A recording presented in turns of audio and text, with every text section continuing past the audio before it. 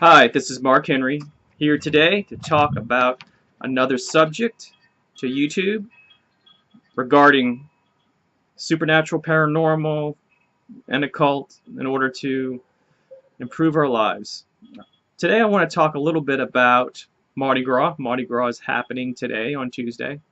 The actual French name is Fat Tuesday. Yesterday was Lundi Gras, which was the Monday, which is almost like the Christmas Eve of Mardi Gras.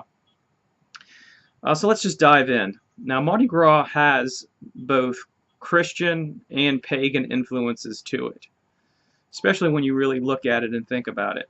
Now, the Christian, or I say the Catholic part, is very easy because that's all been written down and discussed before. But for those people who don't know it or don't understand it, I'll kind of give you a quick breakdown. So, the carnival season starts 12 days after Christmas, and corresponds to the Feast of Epiphany. And from that point on until the day before Ash Wednesday is technically the Mardi Gras season. Now, during that time, people eat king cake, which is representative of the three kings or the three wise men who were seeking baby Jesus out in order to bestow gifts. Now, if you are familiar with the supernatural, the occult, you understand when you read the Bible and you're reading, the Gospels of Jesus, like I was when I was younger, and I started reading about the three wise men. I was like, oh man, they're astrologers. So they probably actually were. So anybody who looking at the stars and making major interpretations to go, and that would lead them to go and travel extensively across the desert in order to find something, to search for something. Those are astrologers. Those people really believed in what they were doing and probably studied a long time. But I mean, I'll leave that aside. That's for a completely different YouTube video. So the king cake itself is eaten. It has a baby inside, and whoever eats the king cake and finds the baby is actually supposed to buy the king cake, next king cake. So I guess the baby represents baby Jesus. But in any case, kind of moving on, in Mardi Gras, the parades all follow a specific theme, and they'll say the crew of X.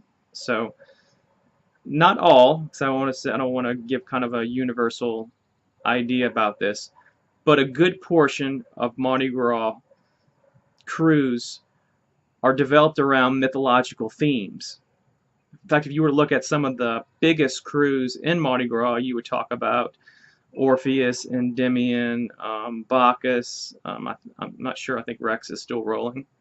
And so you can understand, if you know world mythology, that these are actually gods. And some of them are not. So Rex itself, if you remember from your intro to psychology class, you're talking about Oedipus Rex, who killed his father and married his mother. And then Freud came up with the Oedipus complex. So a little bit of trivia there. So you have something interesting. You have people who are attending these parades. The floats are of mythological themes.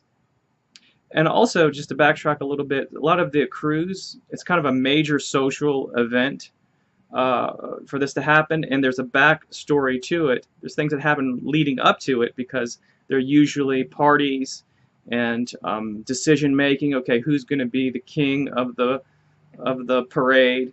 And there's an election, and all of this elaborate stuff, almost like you really are kind of electing some type of king. So it has this political, almost like religious aspect to it, which I think is pretty neat.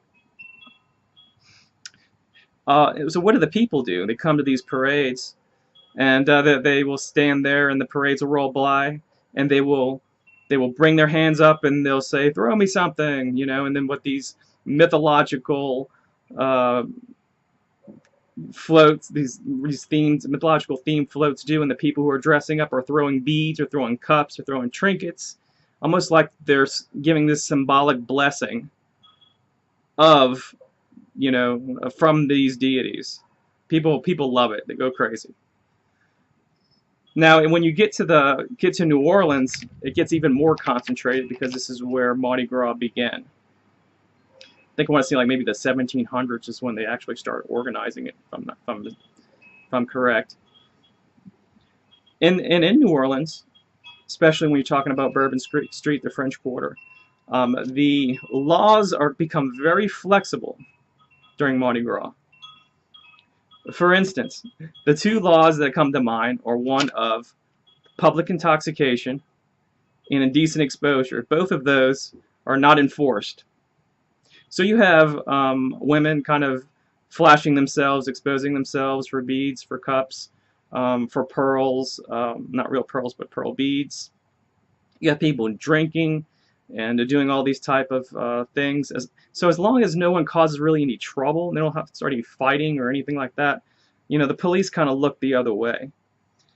So when you look at what is the spirit of Carnival and spirit of Mardi Gras, it isn't really Christian. It's very pagan. It reminds me of, in mythology, Dionysus, the god of wine, dancing, partying, and pleasure. You know, and that's what it seems like it's about. Now, when you talk about, okay, what Mardi Gras is, I guess in that New Orleans Catholic flavor, that sense, I believe that the explanation is this is a way to kind of purge or have some type of cathartic experience before Lent begins, where you're actually trying to give up something important to you. But I still kind of see that sort of the pagan element to it, the kind of the partying, not the more, okay, I'm going to restrain my bodily instincts or all of the virtues of Christianity and Catholicism. So, you know, I'd probably get into another video regarding Catholicism and how that is, in some ways, have some pagan influences. If you know about Catholicism, that comes, it's Roman Catholic. The Romans were once polytheist.